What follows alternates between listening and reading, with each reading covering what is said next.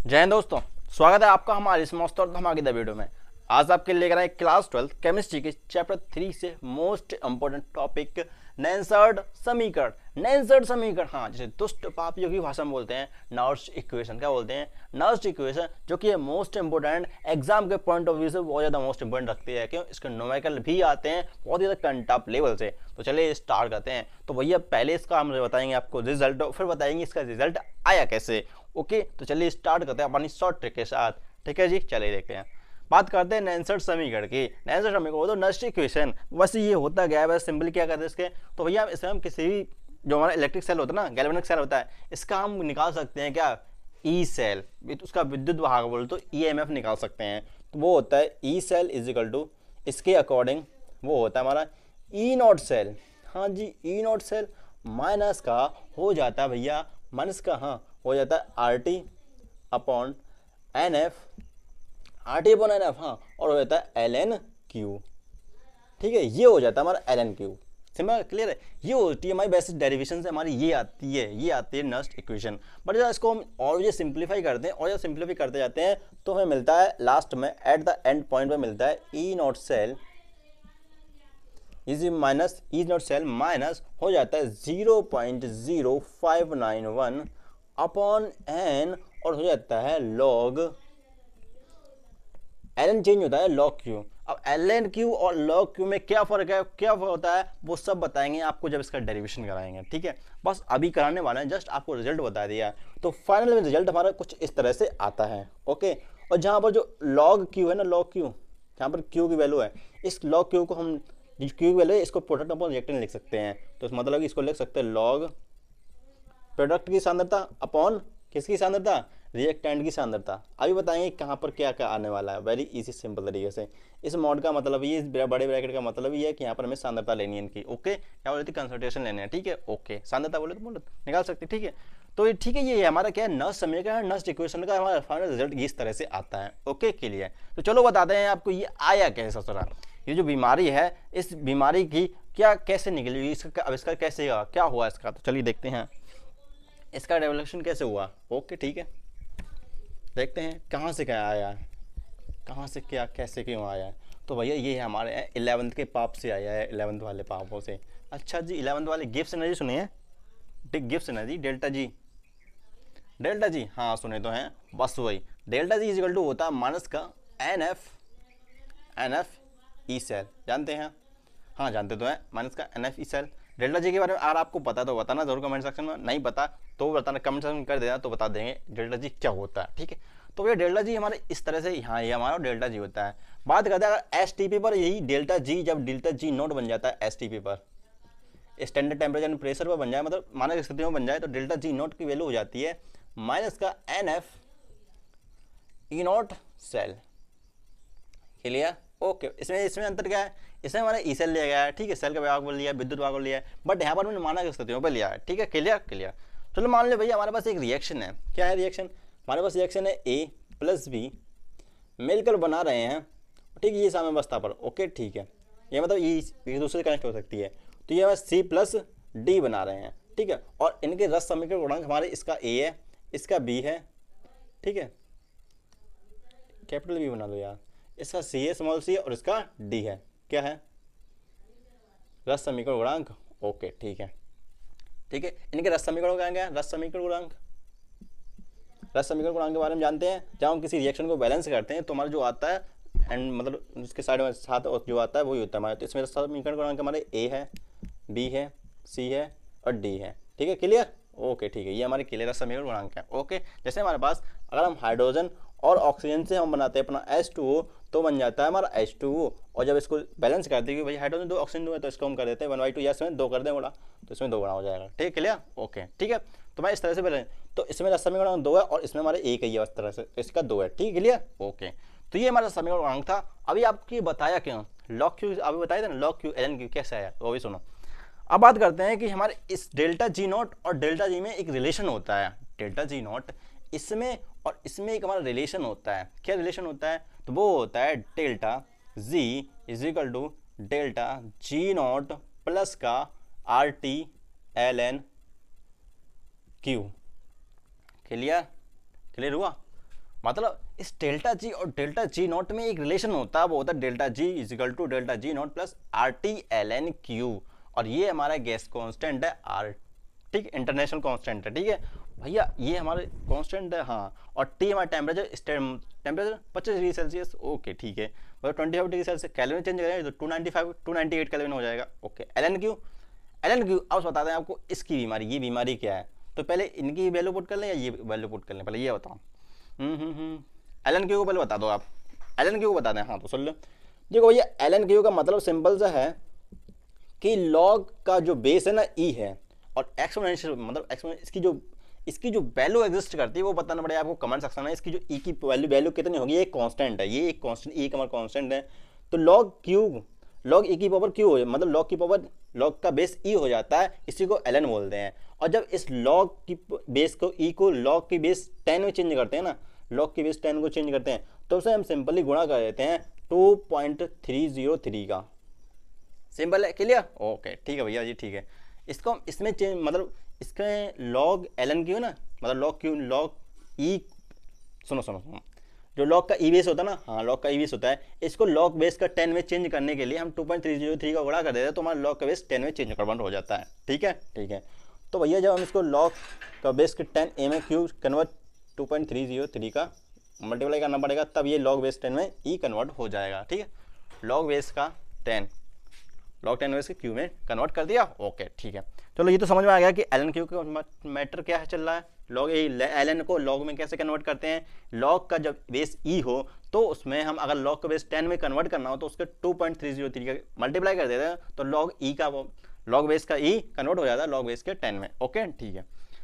तो ये चलो देखते हैं अब क्या होता है कि आगे की कहानी हमारी सिंपल सी है। वैसे यहाँ पर हम 2.3 का करें तो लॉग 10 में कन्वर्ट हो जाएगा लॉग ई बेस, ठीक है ठीक है। डेल्टा जी की वैल्यू पुट करते हैं, चलो डेल्टा जी की वैल्यू हाँ कर लो।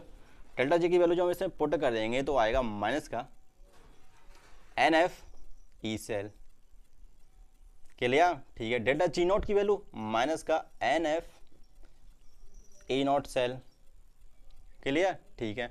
और फिर आ जाता है हमारा पॉजिटिव, ठीक है चलो ठीक है पॉजिटिव आ गया। और फिर आ जाता है हमारा R T L N Q, clear ठीक है। एक काम करो, इस माइनस को खत्म कैसे करें, इस माइनस को खत्म करने के लिए आपको या तो माइनस को बाहर ले लो, या फिर कुछ ऐसा करो ये माइनस खत्म हो जिसमें माइनस का गुणा कर दो, ठीक है दोनों तरफ। तो यार एक काम करें ना, क्या अभी इसको रहने दो, चलो हम एक काम करते हैं कि इस पूरे इक्वेशन में माइनस का एन एफ का क्या करते हैं, डिवाइड करते हैं पूरी इक्वेशन में, समझ रहे, माइनस का एन एफ का भाग करने पर, चलो इसका करते हैं, चलो डिवाइड करते हैं इसके माइनस के एन एफ ई सेल में, चलो करते हैं माइनस का एन एफ ई सेल, इसमें करेंगे तो माइनस का एन एफ ई सेल आ जाएगा, एन एफ आ जाएगा, ठीक है। इसमें करेंगे पूरी इक्वेशन में करना है, पूरी इक्वेशन में N F E naught cell upon minus का एन एफ, ये हो जाएगा प्लस का, और R T L N Q upon minus का एन एफ, क्लियर क्लियर। तो देखो भैया इससे ये उड़ गया, इससे ये उड़ गया, ठीक है। अब बच्चा क्या है हमारे पास बच रहा है E cell is equal to E naught cell plus R T, plus आएगा नहीं, ये माइनस माइनस तो ऊपर आ जाएगा यहाँ पर नेगेटिव, तो ये माइनस आ जाएगा और हो जाएगा R T L N Q upon N F, ठीक है क्लियर हुआ। वैसे हम अपने रिजल्ट की ओर बढ़ रहे हैं धीरे धीरे, हम अपनी क्योंकि ई सेल चाहिए हमारे, इससे हम यहाँ पर आ चुके हैं, ई सेल पर पहुँच गए, ई नॉट सेल पर पहुँच गए, अब बस इसको सॉल्व करना है और हम पहुँच जाएंगे अपनी नॉर्मल समीकरण पर, मतलब आधे रास्ते पर हम तय कर चुके हैं, तो बस अब आधा रास्ता बचा है उसको भी सॉल्व कर लेते हैं, कैसे करेंगे, ठीक है क्लियर ठीक है। तो चलो भैया अब थोड़ा इसको जरा सॉल्व करते हैं, क्योंकि हम इस कंडीशन में तो पहुंच गए, अब हमारा सिर्फ ये रहेगा, और जरा इसको थोड़ा सॉल्व कर लें तो हम भाई नेक्स्ट समीकरण पर पहुंच जाएंगे, मतलब आधे पर तो पहुंच चुके हैं। चलो इसको जरा सॉल्व करते हैं। तो सुनो भैया, इसमें क्या बता दें, जो आर है ना, आर ये हमारे कांस्टेंट है जिसकी जो वैल्यू है, इंटरनेशनल कांस्टेंट है जिसकी जो वैल्यू है आर इज इक्वल टू वो होती है 8.314, क्लियर ठीक है। टेम्परेचर हमारे लेना है 25 डिग्री सेल्सियस, 25 डिग्री सेल्सियस, जैसे कैलोरी चेंज करेंगे तो हो जाएगा 298, ठीक है। और हमारा एल एन क्यू जानते हैं आप, एल एन को जब लॉग ई का बेस होता है ना, लॉग का बेस ई होता है और क्यू हो जाता है, और इसको जब लॉग बेस के 10 में चेंज करते हैं ना, हाँ जब इसको लॉग का बेस 10 में चेंज करते हैं लॉग क्यू को, तो हमारा इसमें 2.303 का मल्टीप्लाई करना पड़ता है। क्लियर, ठीक है। बात करते हैं फैरेड की। एफ, ये हमारा होता है 1 मोल इलेक्ट्रॉन का चार्ज। 1 मोल इलेक्ट्रॉन चार्ज जो होता है 96500 6500 कूलम। 1 मोल इलेक्ट्रॉन का चार्ज होता है कितना, 1 फेरेड, ठीक है। और बात करते हैं एन की, तो एन हमारा है number of electrons. Number of electrons, कौन से इलेक्ट्रॉन, जो हमारे इधर से उधर हुए हैं, हमारे रिएक्शन में इधर से उधर हुए हैं, ठीक है। बैलेंस करने के लिए जो हमारे इलेक्ट्रॉन होते हैं वो हमारे क्या है, नंबर ऑफ इलेक्ट्रॉन्स की संख्या है, ठीक है, इलेक्ट्रॉन की संख्या है, ठीक है। चलो जरा इनकी हम वैल्यू पुट करते हैं, भैया एन को तो वैसे ही रखना है, तो चलो इनकी वैल्यू जरा पुट करते हैं। तो E cell is equal to E naught cell, हाँ माइनस, ओके ठीक है। आर की वैल्यू कितनी है भैया, 8.314, ठीक है, लिख लिया। टी की वैल्यू 298 केल्विन, ठीक है, 298, ठीक है। एल को हमने लॉग में चेंज कर लिया तो हो जाएगा 2.303 और हो जाएगा लॉग क्यू में चेंज, है ना, हाँ लॉग बेस के 10 हो उसका क्यू में चेंज हो जाएगा, और हो जाएगा अपॉन एन की वैल्यू हमें पता नहीं होती कि वो तो समीकरण इक्वेशन के हिसाब से दी है हमें, जो रिएक्शन के हिसाब से होगी। फैड का मान हमें पता है वो होता है 96,500 गुलाम, ठीक है। तो भैया जब इन नंबर्स को जब सॉल्व कर लेते हैं, इन नंबर्स को जब सॉल्व कर लेते हैं तो हमारा आ जाती है सिंपल सी equation, E cell is equal to E naught cell, ठीक है, माइनस का 0.0591 अपॉन एन, और हो जाती है लॉग का बेस 10 के साथ क्यू। क्लियर हुआ, ये आ चुकी है हमारी क्या, नर्स समीकरण, नर्स्ट इक्वेशन। अब बताते हैं आपको कि Q की वैल्यू क्या होगी। Q की वैल्यू तो समझ गए भैया कि हमारा लॉग नर्स समीकरण कैसे डेरिवेट हुआ। नर्स समीकरण पहले सिंपल तरीके से डेरिवेट हुआ, वो हुआ था हमारे 11th सी एक पॉइंट था डेल्टा जी, डेल्टा जी, हाँ गिव्स एनर्जी, और गिव्स एनर्जी भाई अगर आपको पता है तो बताना जरूर, ठीक है, कमेंट सेक्शन में। तो ये डेल्टा जी और एस टी पर डेल्टा जी की नॉट की वैल्यू और वैल्यू में पता है, ठीक, और इनका हम रिलेशन जानते हैं, delta G is equal to delta G naught plus R T L N Q होता है। तो भैया हमने इसमें माइनस का एन एफ, इसे हमने वैल्यू पुट की और हमने माइनस का एन एफ का भाग कर डिवाइड कर दिया पूरी इक्वेशन में इसमें, तो हमें मिल गया E cell is equal to E naught cell plus R T L N Q minus का एन एफ। और जब इसको सही से लिखा तो हम आधी इक्वेशन पर पहुंच चुके थे। तो जब हमने इनकी वैल्यू पुट की, इनकी वैल्यू जो हमने पुट की, तो भैया आर की वैल्यू 8.314 होती है, टेम्परेचर हमारा 298 केल्विन होता है, और हमारे लॉग बेस ई को 10 को 10 में चेंज करने के, जो लॉग का बेस ई होता है ना, इसको लॉग का बेस 10 में चेंज करने का 2.303 का गुणा करते हैं तो हमारा लॉग बेस का 10 में चेंज होता है, ठीक है। जो लॉग होता है वो बेस 10 में चेंज हो जाता है। और फैड का मान आप जानते हैं, जो 1 मोल इलेक्ट्रॉन का चार्ज होता है और नंबर ऑफ इलेक्ट्रॉन जो रिएक्शन में एन बराबर, ठीक है। जब इनकी वैल्यू पुट की तो हमें सिंपल सा मिल गया E cell is E naught cell minus 0.0591 upon N log Q. Clear, ठीक है, यहाँ तक तो क्लियर हुआ। चलो अब जरा लॉग क्यू को सोल्व करते हैं और फिर बताते हैं आपको अपने नेक्स्ट रिजल्ट पर, ठीक है, कहाँ से आएगा।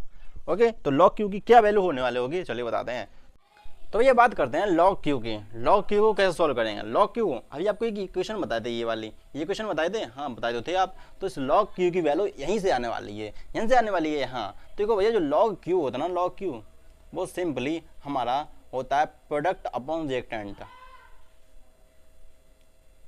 प्रोडक्ट अपॉन रिएक्टेंट, मतलब उत्पाद अपॉन अभिकारक। वैसे क्यू की वैल्यू हमारी ये होती है, क्यू की वैल्यू होती है क्या, उत्पाद की सांद्रता अपॉन किसकी सांद्रता, अभिकारक की सांद्रता, ठीक है। चलो भैया जरा इस इक्वेशन पर देखते हैं, इस इक्वेशन में देखें, हाँ। तो भैया मान ये हमारी इक्वेशन दी गई है, ए प्लस बी मतलब ए बी बना रहे हैं सी डी, ठीक है। तो हम जिसको क्यू की जो वैल्यू लिखेंगे, हम इसमें जो हम क्यू की वैल्यू लिखेंगे भैया, इसमें क्यू की वैल्यू कैसे लिख सकते हैं, प्रोडक्ट हमारा क्या है, उत्पाद हमारा क्या मिल रहा है, सी और टी। तो भैया सी की सांद्रता, सी की सांद्रता, हाँ, और डी की सांद्रता, ठीक है, हाँ, ये हमारे क्या उत्पाद हैं, अपॉन इनके जो अभिकारक है, रिएक्शन अभिक्रिया करने वाले क्या हैं, वो हमारे ए और बी हैं, तो इनकी सांद्रता ले लो। बस इतना सा करना होता है, बस इतना सा। और हाँ एक और चीज़, इसमें अगर हमारे अभी रिएक्शन हमारी वैसे ही बैलेंस हो चुकी है और इसमें हमारे कोई रस समीकरण उड़ान आया है, तो वो हमारे उस किस में चले जाएंगे, पावर में चले जाएंगे। जैसे ए का रस समीकरण क्या है, हमारा ए है कैपिटल ए का, तो इसका हमारा हो जाएगा ए, बी का क्या है हमारा स्मॉल बी, सी का क्या है स्मॉल सी, और इसका हो जाएगा डी। ठीक है। ये हमारे इनकी जो रस समय गुणांक है वो हमारे किस में चले जाते हैं, पावर में चले जाते हैं। एक मोस्ट इंपोर्टेंट पॉइंट बता दें क्या, कि इनकी अगर इसमें से कोई भी चीज़ सॉलिड है, अगर मान लीजिए हमारे बी हमारा सॉलिड है, ये हमारा सॉलिड है, और ये हमारे एक्वस फॉर्म है, ये हमारे सब एक्वस में है विलेन में, और ये हमारा सॉलिड है, तो सिंपल है भैया इतना से याद रखना कि हमें सॉलिड की मोलरता नहीं लेनी है, उधर सांद्रता उसकी नहीं लेनी है, ठीक है, उसकी सांद्रता में नहीं लेनी है, ठीक है।